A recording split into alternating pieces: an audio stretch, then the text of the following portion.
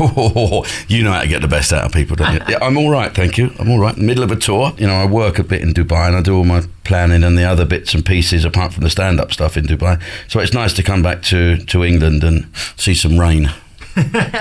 What's life like over there? I know nothing about it other than there's very tall buildings and it's the place to be right now. Well, it's an Islamic country, first of all, and I think the more people that spend time in an Islamic country won't be so frightened of Islam and Muslim people while they're here. It's quite interesting, really. Being an ethnic minority in someone else's country is quite an eye-opener, really.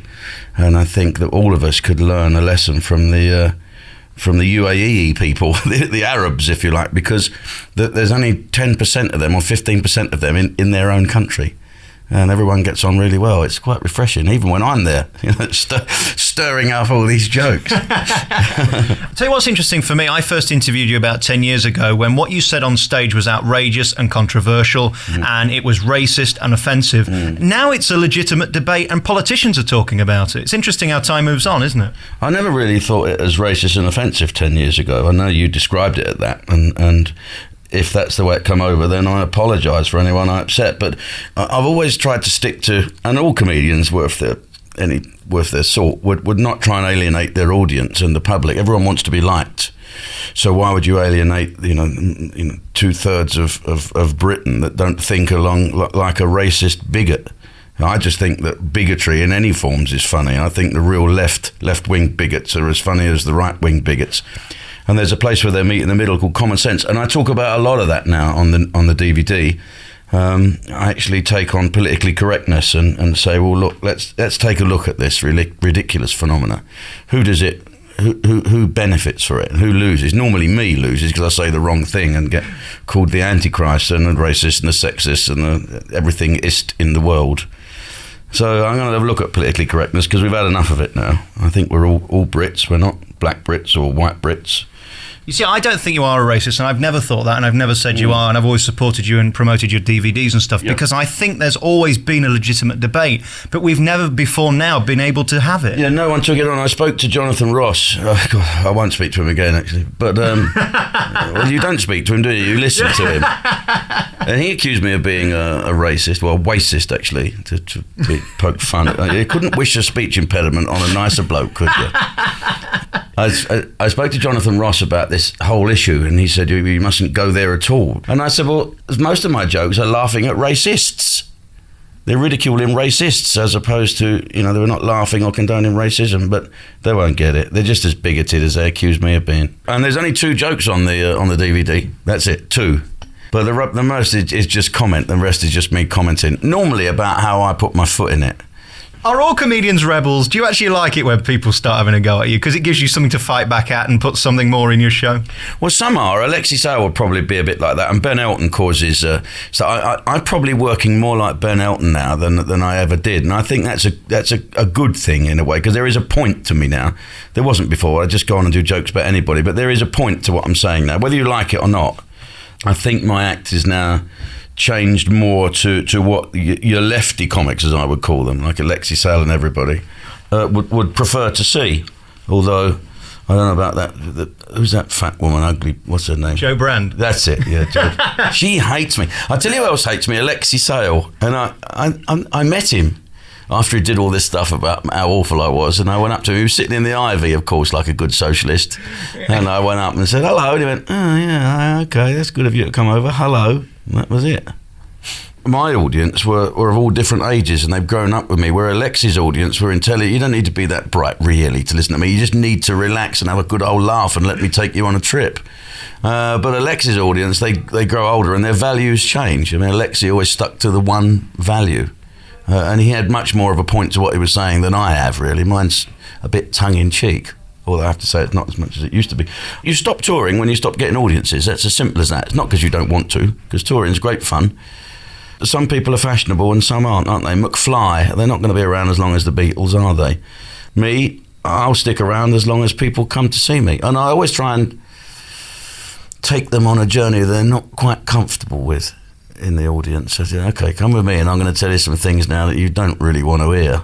So, let's laugh at them things. The last time I spoke to you, one of the things I admire about you is how you have that ability to do the serious pantomimes where you're just aiming at kids, and then you do your adult show where you're effing and blinding and you can say exactly what you like. Yeah. It kind of disproves the idea that Jim Davidson's thick and just aiming at mogadons, really, which is what some newspapers would like to portray. Yeah, that sounds quite good. I quite like that. No, I can vary about a little bit. I like to do children's stuff in pantomime because I don't have to swear and be filthy.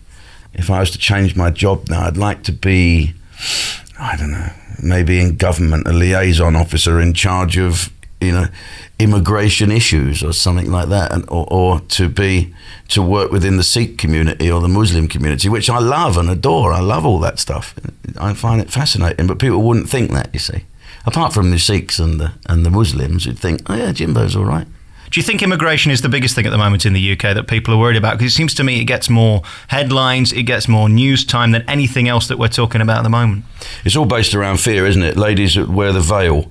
A Muslim lady chooses to wear the veil and she'll have 3 people speaking on her behalf. But the bottom line is a Muslim lady decides to cover up because that's her faith and that's what she believes. You've got to realise that around the world the mosques are full and other churches are empty. So let's not, paddle upstream all the time. But we're all just frightened. We're all not the best educated people in the world, are we, the old Brits? There are a few, I'm sure. You speak for yourself. No, well, I'm not that clever because we don't know how it works. We don't know how it works. We think we know a bit about politics, but we know absolutely nothing. And we have a comment to make about it. And the newspapers don't care. They just want to fill their papers. It's interesting. I mean, things that annoy me are things like when I go to my local fair, we can't have candy floss on a stick anymore. We can't have, because the stick might stick in your eye and therefore it's banned under European law now. It has to be in a bag. Oh, okay. My local council's banned hanging baskets because one fell off once and hit somebody on the head, and now they're not putting any up in case one falls off again and hits somebody else. In the end, are we all just going to live in this bubble, do you think? Well, that's the way it's going in this country, but we have a democracy. We can vote these people out. We can vote not to be in Europe if you're really fed up with that. I don't know enough about whether we should be in Europe, but I'm a Brit, and typically Brits, we're an island warrior race, if you like. We don't want to be part of Europe. We'd like to be on our own. We think we're better than Europe. The fact is we're not. You drive through France, a country that I slag off regularly. It's wonderful. It's beautiful, lovely cafes, no binge drinking and fighting, but there again, all these politicians say, well, you shouldn't binge drink. Yeah, well, you swap your life, politician, for our life. I mean, not me, I'm pretty privileged, but Mr. 9 till 5, 23-year-old bloke, he wants to go out, pull a bird. What's he going to do? His life's a misery. His money's run out by Tuesday. He's got to borrow so he can go out on the Thursday before he gets paid on the Friday. Let him binge drink. Good luck to him. And eat pies and get fat. He's another player. Jamie Oliver, irritating git, isn't he? He should eat a few pies, that boy. Talking of which, I've just met you in the kitchen here at the theatre, and you're cooking dinner for everyone? Yeah, well, there's 5 of us, and we decided that most of the hotels in this country are rubbish, or the ones we can afford to stay in anyway are rubbish. And of course, we're travelling during lunchtimes. So we get up and try and eat breakfast in the hotel, which is normally between 9 and 10 past 9, and then and it's all horrible and left out to dry and go horrid, isn't it? Yuck.